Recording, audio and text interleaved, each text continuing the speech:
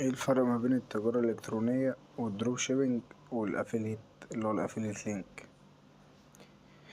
التجارة الإلكترونية بسهولة، المنتج بتاعك بتبيعه على متجر بتاعك، يعني هو المنتج انت معاك، المنتج بتاعك انت اللي مصنعه او مشتري من تاجر جملة ايا يكن، المنتج بتاعك دافع فلوسه، والمتجر برضو بتاعك.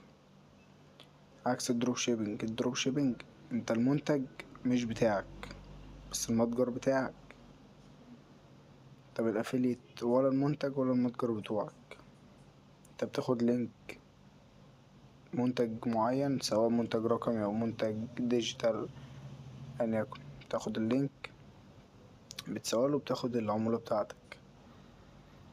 يبقى التجارة الإلكترونية منتج بتاعك متجر بتاعك، الدروب شيبينج منتج مش بتاعك متجر بتاعك، الأفيليت منتج مش بتاعك متجر مش بتاعك.